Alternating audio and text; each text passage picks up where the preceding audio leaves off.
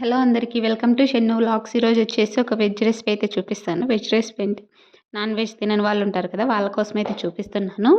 ఈరోజు వచ్చేసి మండే, ఈరోజు నాన్ వెజ్ అయితే తినాం, అందుకనేసి అయితే వెజ్ బిర్యానీ అయితే చేస్తున్నాను. ఇంట్లో ఉండే వెజిటేబుల్స్తోనే చాలా సింపుల్గా అయితే చేస్తున్నాను. ఎక్కువ మసాలాలు కూడా వేయకోకుండా చాలా లైట్గా మసాలాలు వేసి సింపుల్గా అయితే చేస్తున్నాను. టేస్ట్ కూడా చాలా బాగా వచ్చింది. ముందుగా అయితే ప్రాసెస్ అయితే చూసేద్దాము. ఒక ప్యాన్ పెట్టుకొని అందులో కొద్దిగా ఆయిల్ అయితే వేసుకుంటున్నాను. ఒక 3 టేబుల్ స్పూన్స్ ఆయిల్ అయితే వేసుకుంటాను. ఎక్కువ వేసినా కూడా మళ్ళీ ఆయిల్ కనిపిస్తుంది కదా, అందుకనేసి అయితే చాలా తక్కువ వేసుకున్నాను. ఇక్కడ హోల్ గరం మసాలా అయితే వేసుకుంటున్నాను. బిర్యానీకి వేస్తాం కదా, అలాగే ఇలా చిన్నగా కట్ చేసుకున్న ఉల్లిపాయలు, అలాగే పచ్చిమిర్చి కూడా వేస్తున్నాను.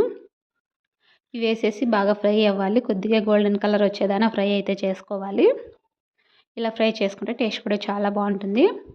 ఇందులో నేను ఒక పేస్ట్ అయితే వేస్తున్నాను. ఇది వచ్చేసి అల్లము, కొత్తిమీర, పుదీనా, అలాగే తెల్లగడ్డలు వేసి మిక్సీ పట్టుకోండి పేస్ట్. ఇది అల్లం వెల్లుల్లి పేస్ట్ వేస్తాం కదా, అందులోకి కొద్దిగా పుదీనా, కొత్తిమీర అయితే పెట్టుకున్నాను.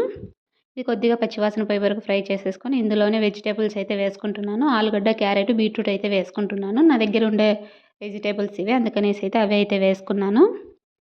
ఈ కొద్దిగా ఫ్రై అయిపోయిన తర్వాత ఇందులో టమోటాలు కూడా యాడ్ చేస్తున్నాను. టమోటాలు కూడా ఇలా చిన్నగా అయితే కట్ చేసుకున్నాను. ఈ కొద్దిగా ఫ్రై అయిపోవాలి. కొద్దిగా ఫ్రై అయిపోయిన తర్వాత ఇందులో టేస్ట్ తగ్గట్టు అయితే సాల్ట్ అయితే వేసుకుంటున్నాను. నేనైతే ఒక గ్లాస్ రైస్ అయితే చేస్తున్నాను, దానికి తగ్గట్టు అయితే సాల్ట్ అయితే వేసుకుంటున్నాను, రాళ్ళుప్పు. ఇందులోనే కొద్దిగా కారం కూడా యాడ్ చేస్తున్నాను. కారము, ధనియాల పొడి, గరం మసాలా, బిర్యానీ మసాలా అయితే అన్నీ ఒక్కొక్క స్పూన్ అయితే యాడ్ చేస్తున్నాను.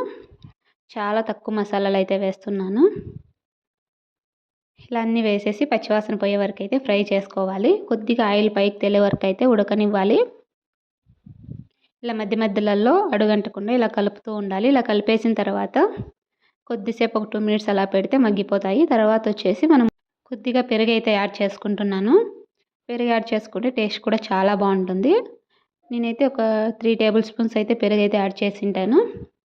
ఇది కొద్దిగా ఉడకనిచ్చిన తర్వాత మనం ముందుగా రెడీ చేసి పెట్టుకుంటాం కదా రైస్, నీట్గా క్లీన్ చేసుకొని కడిగేసి ఆ రైస్ అయితే ఇందులో అయితే వేసుకోవాలి. నేనైతే ఒక గ్లాస్ అయితే తీసుకున్నాను. ఒక గ్లాస్ రైస్ అయితే ఇలా కడిగేసి అయితే పెట్టుకున్నాను. ఒక 2 మినిట్స్ నానబెట్టినా బాగుంటాయి. నేనైతే నానబెట్టలేదు, రైస్ కడిగేసి అయితే అలాగైతే వేస్తున్నాను. ఇందులోనే ఒక గ్లాస్ రైస్కి 2 గ్లాస్ ఆఫ్ వాటర్ అయితే వేస్తున్నాను. మీకు కొద్దిగా ముద్దగా కావాలనుకుంటే కొద్దిగా ఎక్కువ అయితే వేసుకోవచ్చు. నేనైతే కరెక్ట్గా అయితే వేసాను. ఇది కుక్కర్లో పెట్టేలాగుంటే ఒక విజిల్ పెట్టుకుంటే సరిపోతుంది. నేనైతే ఇలాగే చేస్తున్నాను కాబట్టి నార్మల్గా అయితే ఉడకనిస్తున్నాను. ఈ టైంలో మీరు సాల్ట్ సరిపోయిందో, కారం సరిపోయిందో లేదో కూడా చూసుకొని అయితే వేసుకోవచ్చు. ఇలా కాసేపు అయితే అన్నీ వేసేసి అయితే కాసేపు ఉడకనిచ్చేయాలి. కాసేపు హై ఫ్లేమ్లో పెట్టేసి అయితే ఉడకనివ్వాలి. ఇలా కాసేపు అయితే మూత పెట్టేసి అయితే పెట్టేశాను. తర్వాత ఒక 5 మినిట్స్కి అయితే ఇలా అంతా ఉడుకుతుంది. ఇలా బాగా ఉడికే టైంలో అంతా కలుపుకోవాలి. తర్వాత మూత పెట్టేసి సిమ్లో అయితే పెట్టేయాలి. మనం దమ్ పెట్టాల్సిన అవసరం లేదు, సిమ్లో పెట్టేస్తే సరిపోతుంది. చూసారు కదా, కొద్దిగా వాటర్ ఉన్నప్పుడు సిమ్లో పెట్టేసామంటే బాగా దమ్ అయిపోతుంది. అయితే మనం పైన వాటర్ అందుకు పెట్టాల్సిన అవసరం ఏం లేదు, బరువు అందుకు.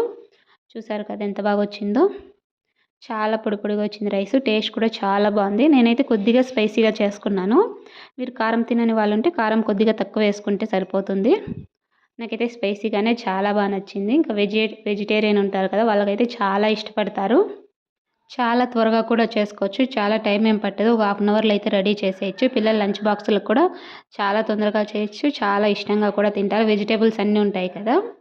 ఇది వాళ్ళ వీడియో మీకు నచ్చిందని అనుకున్నాను. నచ్చితే లైక్ చేయండి, షేర్ చేయండి, కామెంట్ చేయండి, అలాగే సబ్స్క్రైబ్ చేసుకోండి. Thanks for watching.